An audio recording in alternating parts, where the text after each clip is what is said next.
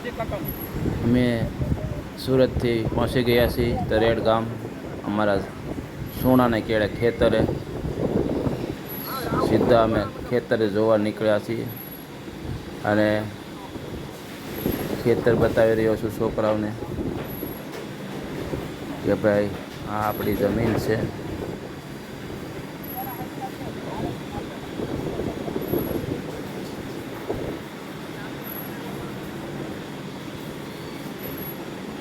આ અમારા પરસોત્તમ કાકાની જમીન છે. આ અમારા અશોકભાઈની જમીન છે.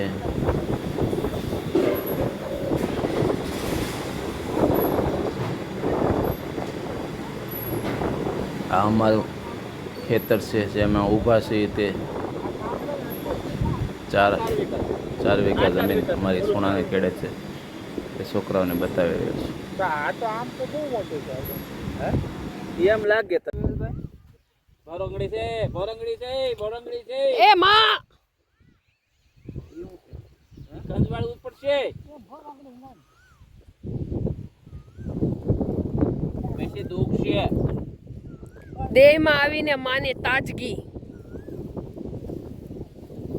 માને દેહ આવ્યો તો ખેતરમાં ખડ ખેંચવા મળ્યા દો. માં બેહો દુખવા મળશે શરીર. એને જમીન જોઈને પ્રેમ ઉભરી આવ્યો.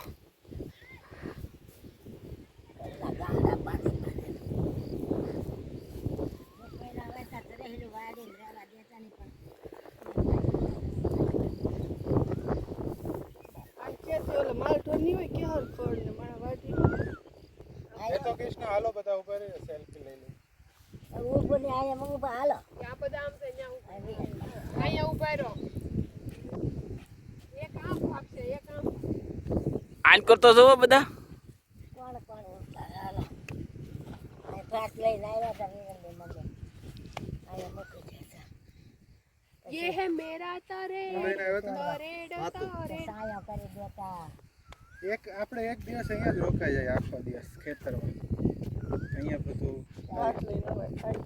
અહીંયા બનાવી ખાઈ એક દિવાળીમાં આવશે એ રીતે કરવા. હાલો બાપા ખોટી ભલે. ચાલો અમે અમારા બાપાને ના દર્શન કરવા જઈએ છીએ. ચાલો.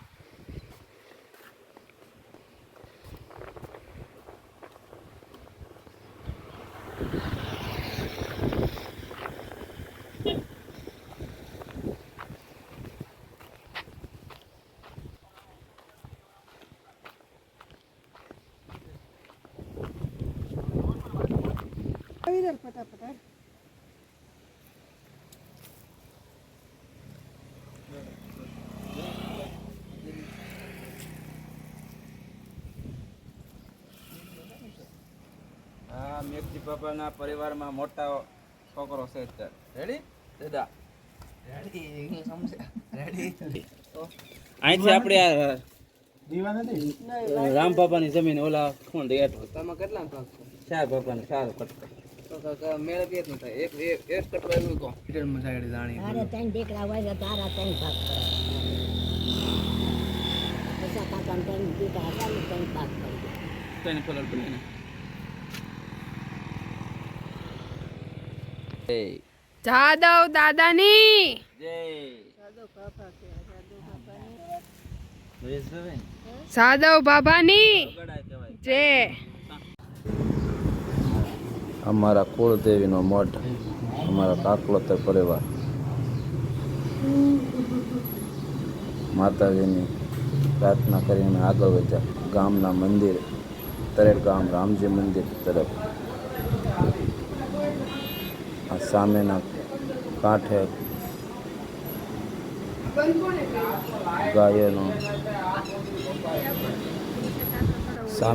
ગાયોનો પાંદરો છે. આ મંદિર છે. આ મંદિરના સીડી ચડીને મેં રામજી મંદિરના દર્શન કર્યા અને દાદાને રામ રામ મળ્યા. પછી નાથી અમે નીકળ્યા બગડાણા બાજુ.